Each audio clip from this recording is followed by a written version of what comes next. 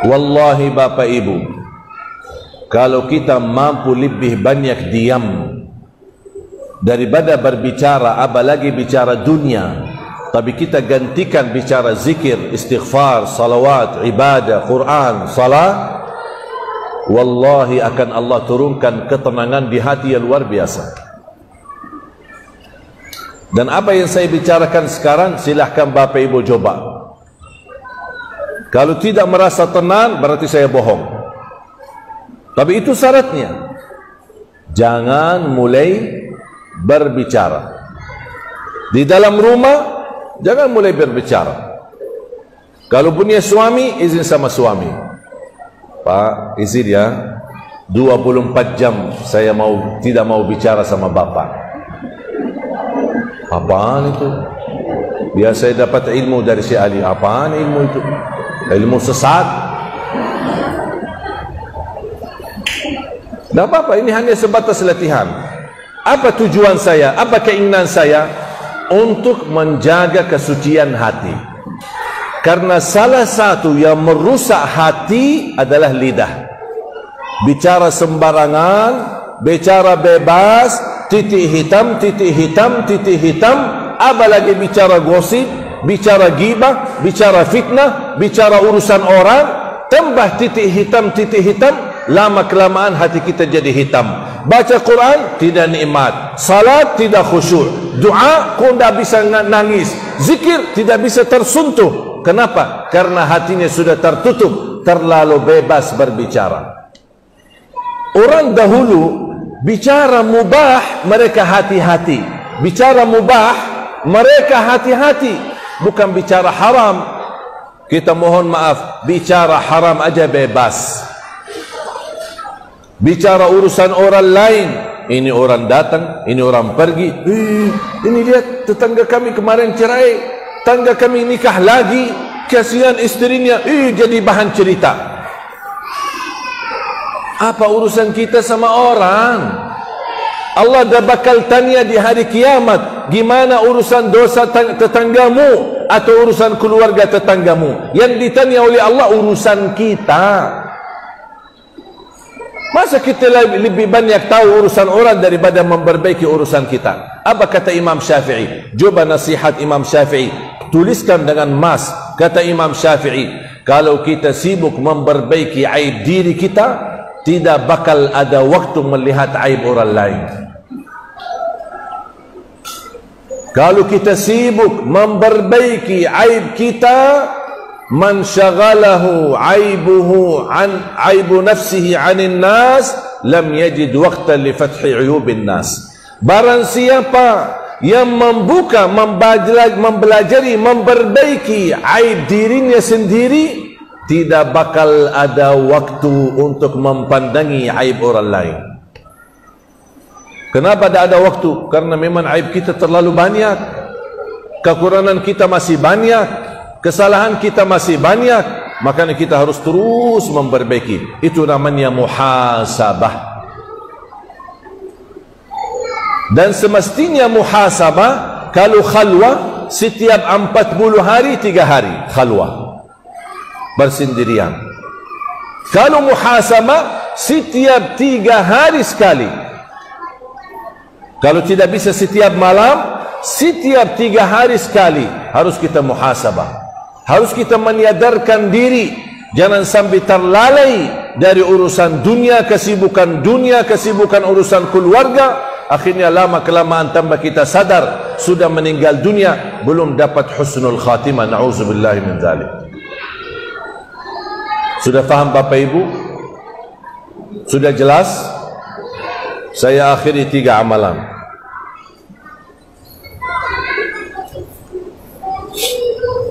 Amalan yang pertama yang sudah saya sampaikan tadi. Usahakan mempertahankan lidahnya, tidak berbicara sembarangan. Kalau bisa, jangan mulai berbicara. Kalau ada yang berbicara sama kita, boleh kita jawab.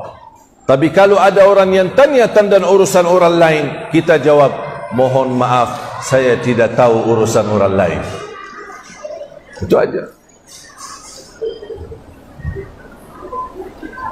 Saya pernah ketemu seorang ibu, dia bilang, alhamdulillah, saya tidak pernah membicarain orang lain, tapi ibu pasti suka dengar cerita. Ya, kadang-kadang ini tetangga yang datang gitu, gimana? Saya tidak suka bicarain orang, tapi datang tetangga, bu, ada cerita. Ya, apa cerita baru ya? Suka dengar ya. Sama yang berbicara sama yang mendengar sama dosanya. Yang berbicara gosip sama mendengar gosip sama dosanya. Saya didatangin orang ke rumah, mau silaturahim. Begitu dia mulai, Syekh saya ingin curhat. Ya silahkan. Sebenarnya saya pernah mendengar ada seorang ustaz suka menjelekkan dan suka menyebut kata-kata yang tidak baik terhadap Syekh Ali Jabir. Dan saya ingin kasih tahu ustaz supaya ustaz hati-hati. Saya bilang stop. Mohon maaf, urusan kamu apa? Ustaz itu bicarain saya. Urusan kamu apa? Dia yang berbicara dan kamu menjadi tugasnya syaitan menyampaikan berbicaraan itu. Berarti kamu syaitan. Kalau kamu datang silaturrahim, ahlan wa sahlan, silahkan. Tapi kalau kamu datang membawa cerita orang ke saya, lebih baik keluar dari rumah. Saya tidak mau tahu dan saya tidak mau dengar. Yang mau berbicara, biarin. Yang pusing siapa? Dia. Yang berdosa siapa? Dia. Kenapa saya pusing? Saya tidak mau tahu siapa yang memuji saya atau siapa yang menjelekkan saya. Saya tidak peduli. Yang puji saya tidak peduli, yang menjelekkan yang saya juga tidak peduli. Yang saya pedulikan hanya ridha Allah. Allah senang, saya kerjakan. Allah tidak senang, saya tinggalkan. Jangan yang dikejar ridha manusia. Jangan yang dicari nilai manusia. Apa kata orang? Tak usah dengar apa kata orang. Karena perkataan orang tidak selalu memuaskan, tidak selalu menenangkan hati. Mungkin hari ini orang-orang bisa memuji kita, besok orang yang sama menjatuhkan kita. Manusia berubah. Tapi kalau Allah ridha, dan ridha Allah selama-lamanya, tidak mungkin dimurkai lagi. Tapi kalau manusia hari ini senang, besok ada satu kejadian bisa berubah lagi. Apalagi media lebih jahat. Sebentar mengangkat orang, tiba-tiba menjatuhkan orang. Sebentar membahas banyak, tiba-tiba membahas jeleknya orang. Na'udzubillahi min dzalik. Hati-hati. Tak usah tahu tentang cerita orang. Tutup telinga. Dengarlah yang baik. Kalau ada cerita urusan orang, mohon maaf. Kecuali kalau bapa ibu mau mendengar supaya bisa bantu. Bisa ikut membantu mencari solusi masalah yang mereka hadapi dalam rumah tangga mereka. Dan ingat ancamannya, barang siapa kata Rasulullah SAW, man tatabba'a awrata akhihi al-mu'min tatabba'a Allahu awratahu wa fadahahu walau fi jawfi baiti. Barang siapa yang ikut aib seorang, tetangganya dan rumah orang lain, akan Allah buka aib rumahnya sendiri walaupun dia sembunyikan di dalam rumah. Itu ancamannya.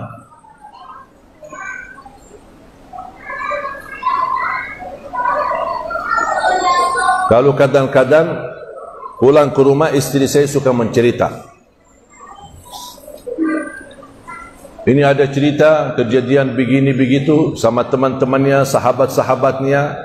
Saya bilang, sayang, boleh nggak? Tak usah saya tahu, tak usah saya dengar. Urusan kamu sama teman-teman kamu, biar urusan kamu aja deh. Saya tidak mau dengar. Terbeban fikiran, terbeban hati, apalagi timbul nanti buruk sangka atau kita bisa memfitnah. Tak usah. Ada siapapun yang menjelekkan kamu, sabar, maafkan sajalah, tak usah pusing. Siapa yang memuji kamu dan senang sama kamu, jangan terlalu berfoya-foya dan bangga. karena bisa menjatuhkan hatimu. Udah biarin aja. Kalau ada orang pujimu, yang diucapkan alhamdulillah. Allah yang menggerakkan lidah mereka mengucapkan pujian itu. Kalau ada orang menjelekkanmu, alhamdulillah, Allah uji saya melalui lidah orang lain. Udah selesai. Belajar. Kalau ada yang salah sama kita, saya selalu berprinsip, ya Allah, kalau ada yang salah sama saya, ampunilah dia. Kalau ya Allah saya salah sama siapapun, ya Allah ampunilah aku. Udah selesai. Tidak usah panjang lebar. Tidak usah tahu siapa yang salah sama kita, siapa yang menjelekkan kita, siapa yang fitnah kita. Tidak usah tahu. Wallahi bakal pusing, stres, tambah kerjaan baru, tambah urusan baru, dan bikin beban fikiran. Kenapa dia bicarain saya? Kenapa dia begini? Kenapa dia begitu? Tapi kalau kita sederhana, ya Allah, kalau memang dia salah sama saya, ampunilah dia. Kalau saya yang bersalah, atau saya yang membodohi, atau saya yang memfitnahin dia, ya Allah ampunilah aku. Udah selesai. Itu akhlak Nabi Muhammad sallallahu alaihi wasallam. Mau Bapak Ibu tiru akhlak Nabi Muhammad? Itu akhlak. Akhlak Nabi Muhammad tidak pernah berbicara kotor, tidak pernah berbicara jelek. Bahkan Rasulullah SAW bersabda, man kana yu'minu billahi wal yawmil akhir falyaqul khairan aw liyasmut. Barang siapa yang iman kepada Allah dan hari akhir, berkatalah yang baik atau diam. Dan mohon maaf, gara-gara pengaruh lingkungan, lebih baik diam daripada berbicara. Siap? Faham? Amalan yang kedua, jangan lewat sehari, khususnya habis salat fardu dan ketika mau tidur, jangan tinggalkan ayat kursi. Hafalkan ayat kursi. Setiap habis salat dan saat mau tidur, selalu jaga ayat kursi.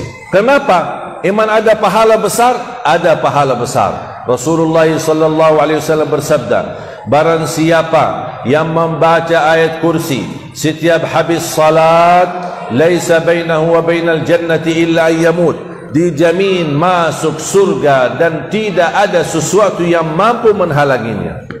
Allahu Akbar. Satu ayat jaminan masuk surga, syaratnya setiap habis salat dibaca, dan dibaca di saat tidur. Barang siapa yang membaca ayat kursi di saat tidur, akan dijaga oleh Allah dan tidak didekati oleh syaitan. Mohon maaf Bapak Ibu, anaknya sudah terlanjur tidur, tak apa-apa, sambil usap kepalanya, bacakan ayat kursi. InsyaAllah dilindungi oleh Allah dan tidak didekati oleh syaitan. Faham? Yang terakhir, yang ketiga, jangan tinggalkan sedekah subuh. Pernah enggak dengar ceramah saya sedekah subuh? Pernah?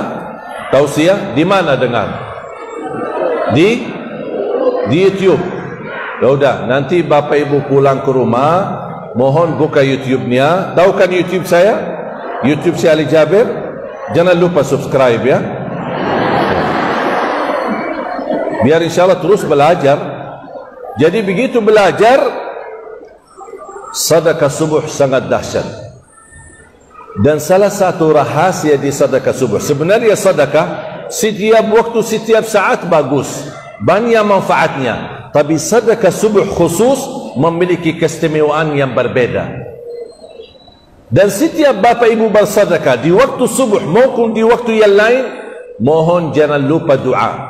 Saya yakin semua Bapak Ibu orang dermawan, orang suka berbagi, suka bersedekah, tapi yang sering tertinggal doa habis sedekah. Suka lupa ya? Kadang isi gantung amal, udah isi terus diam. Padahal sedekah yang disertaikan doa, sedekahnya akan kabul dan doanya pun akan makbul. Contoh, begitu isi sedekah, Ya Allah, aku mohon dengan berkat sedekah ini, titipkan pahala sedekah ini untuk kedua orang tuaku. Ya Allah, dengan berkat sedekah ini, mudahkan urusanku sedang lagi ada hajat atau urusan. Ya Allah, aku mohon dengan berkat sedekah ini, berikan jodoh yang bisa memimpinku dunia dan akhirat. Ya Allah, dengan berkat sedekah ini, saya lagi sakit. Saya mohon ya Allah, dengan berkat sedekah ini, sembuhkan penyakitku. Ya Allah, dengan berkat sedekah ini, berikan ya Allah kemudahan bisa ke tanah suci ya Allah, haji dan umrah dan ziarah Nabi Muhammad. Itu namanya sedekah tawassul doa. Doa tawassul bis sedekah. Tapi tolong, kalau boleh saya usulkan, satu kali sedekah, fokus satu kali hajat. Jangan sedekahnya koin, tapi doanya sampai terbit matahari. Malu sama Allah. Panjang kata malaikat, kepanjangan doanya. Kau sedekahnya cuma koin, teng koin aja. Tapi doanya kau lama-lama banget. Satu kali sedekah, satu kali hajat.